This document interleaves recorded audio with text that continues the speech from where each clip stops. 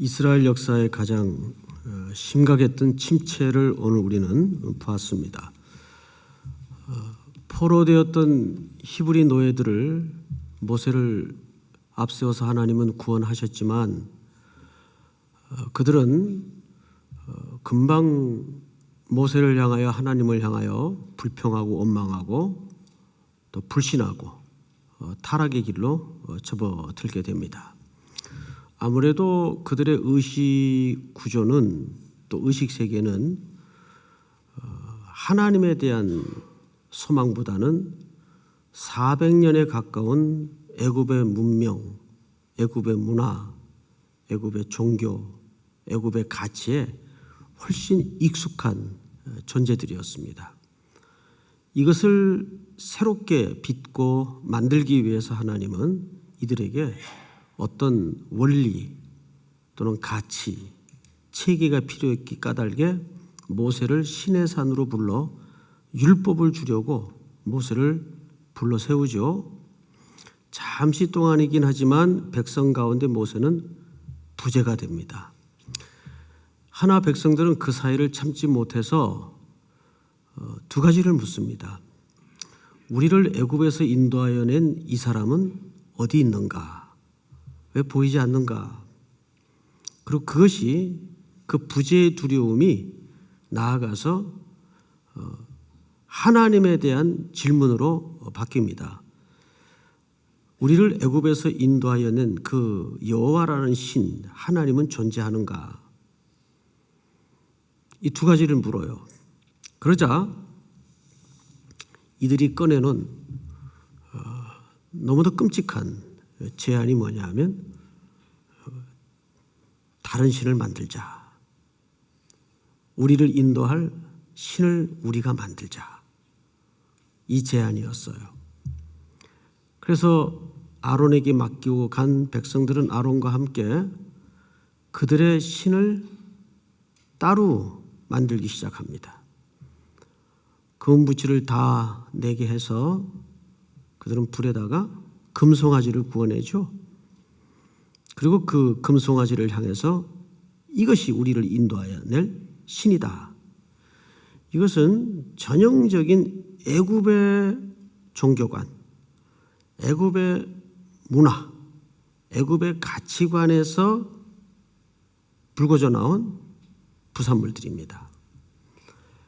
그들은 자기들의 신을 따로 만들어요. 여기에서 제일 먼저 이 끔찍한 이스라엘 역사의 영적인 침체기의 핵심 가치는 예배의 타락입니다. 사람이 인위적으로 조작하고 그려내고 만드는 예배가 시내산 밑에서 벌어지고 있어요. 그러니까 영적인 암흑기는 그 전조가 어디서부터 시작이 되냐 하면 예배의 타락에서부터 시작이 됩니다. 예배가 망가지고 예배가 무너져요. 그 광경을 결국 모세는 목격하게 되고 끔찍한 심판이 레위 지파를 통해서 벌어지죠.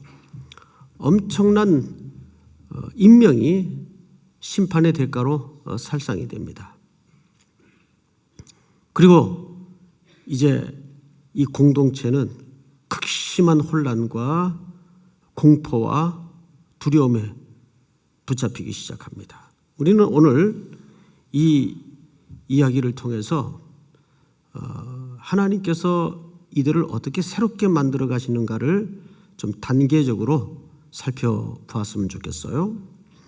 첫째, 이 영적인 타락은 뭘로 드러났죠? 거짓 예배로 드러납니다. 예배의 타락으로 드러나요.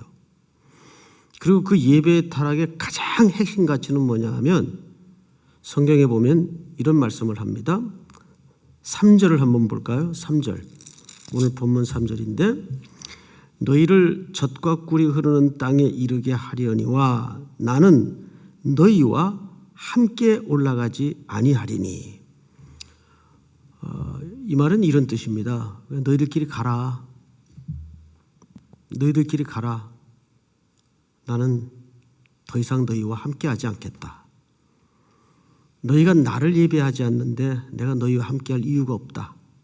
쉽게 얘기하면 너희 갈 길을 가는데 나는 함께하지 않겠다.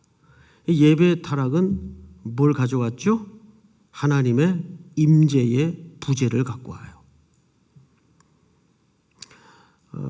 기독교의 가장 끔찍한 현상은 사실 여러 가지를 얘기할 수 있지만 하나님의 임재에 대한 부재입니다. 이것만큼 끔찍한 현상은 논란의 가치가 없어요. 자, 그러자 4절을 한번 볼까요? 4절 한번 같이 읽겠습니다. 시작. 백성이 이 준엄한 말씀을 듣고 슬퍼하여 한 사람도 자기의 몸을 단장하지 아니하니. 아멘. 사실 그 하나님의 부재를 설명하시자 백성들은 이것이 얼마나 끔찍한 공포인지를 깨닫게 됩니다. 여기서부터 사실 이 각성에서부터 부흥은 가능해져요. 문제는 하나님의 부재에 대한 각성조차 갖지 못한다는 게 더 슬픈 일일 수가 있습니다. 다행스럽게도 오늘 이 현장에서 백성들은 하나님이 더 이상 너희와 함께 올라가지 않겠다라고 말씀하시자 그것이 얼마나 가공할 만한 공포요 끔찍한 일인지를 깨닫고 그들은 단장을 금합니다. 사실 여기 단장이라고 표현했지만 또 뒤에 장신구가 나오지만 이것들은 다 애굽의 문명의 관습들입니다. 4절을 잘 보시면 백성이 이 준엄한 말씀을 듣고 슬퍼하여 한 사람도 자기 몸을 단장하지 아니하니라. 한 사람도 자기 몸을 단장하지 않았다는 말은 그 외적인 것의 모든 것을 다 절연했다는 뜻입니다. 그 외적인 모든 치장들은 사실 100% 애굽 문명과 고대 사회의 문명이라는 것은 필연적으로 그들의 종교와 연결고리를 가질 수밖에 없어요. 이런 것들을 일절 절연했다는 뜻이 됩니다. 이 각성이 먼저 일어난 거예요. 각성이. 그리고 이제 이때부터 하나님께서 이 백성을 세 단계에 걸쳐서 부흥회로 어떻게 인도하시는가를 우리는 좀 보도록 하십시다. 자, 우선 7절을 볼까요? 7절을 우리 한번 같이 읽겠습니다. 시작. 모세가 항상 장막을 취하여 진 밖에 쳐서 진과 멀리 떠나게 하고 회막이라 이름하니 여호와를 앙모하는 자는 다 진 바깥 회막으로 나아가며. 자, 여러분, 모세가 항상 장막을 쳐서 장막을 취하여 진 밖에 쳐서 진과 멀리 떠나게 했다 그랬어요. 이게 무슨 뜻인가 하면 여기 장막은 엄밀히 구분해서 하나님이 지으라고 설명한 양식대로 지어진 장막이 아닙니다. 이 장막은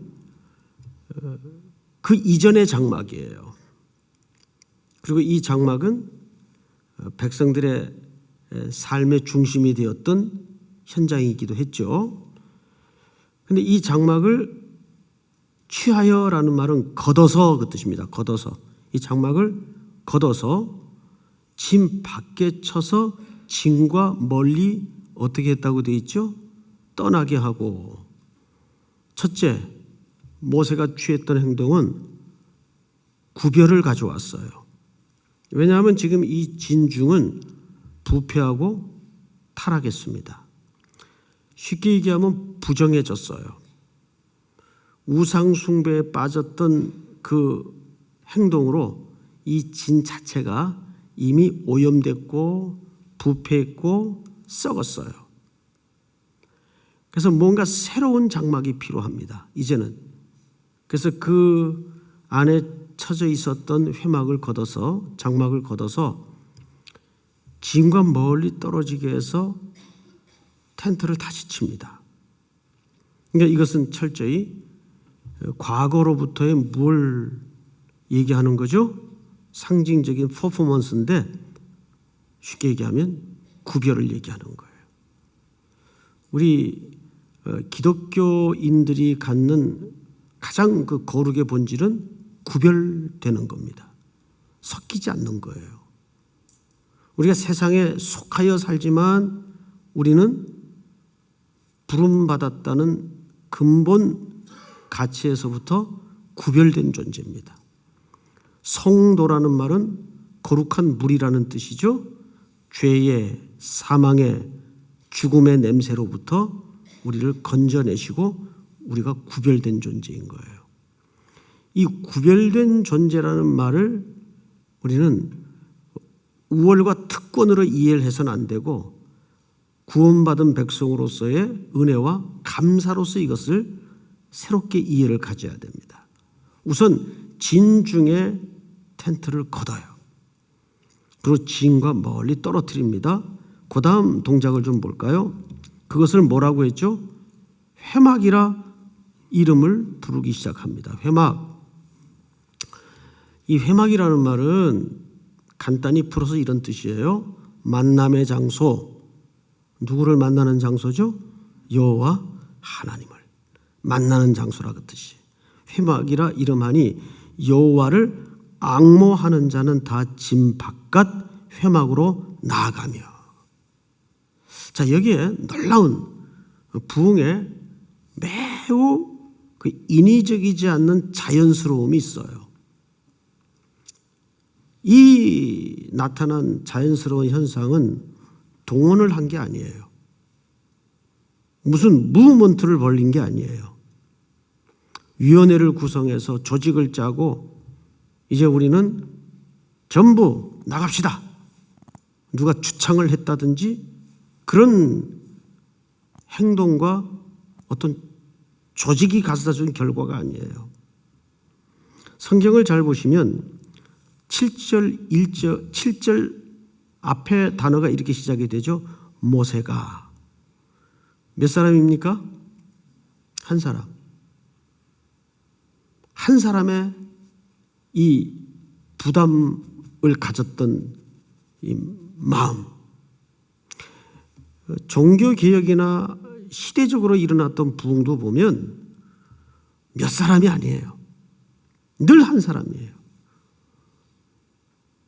마틴 루터가 종교개혁을 일으킬 때도 그 한 사람에게 강력히 임했던 시대적 부담, 영적인 짐, 이런 것들이 여러 사람을 그 불길로 끌어들이는 동력이 된 겁니다. 지금 이 7절 한 절도 보면 무슨 위원회가 작용했던 것도 아니고 뭐 TF팀이 작용했던 것도 아니에요. 오직 영적인 부담을 가졌던 한 사람이 회막을 걷어서 진과 멀리 떨어뜨리고 하나님을 만나기를 열망하는 그 열망이 여러 사람들의 열망을 밑바닥에서부터 일으킨 겁니다. 그러자 어떤 일이 일어났어요? 여호와를 앙모하는 자는 다 진 바깥 회막으로 나아갔다고 되어 있습니다. 이것은 삼일교회 공동체의 추구해야 될 부흥의 원리이기도 하면서 우리 가정에서도 한 사람이 필요해요. 하나님은 어쩌면 지금 이 시대에 그런 시대적 부담을 마음에 끌어안고 하나님을 배웠기를 열망하는 그 한 심령을 찾고 있을지도 모릅니다.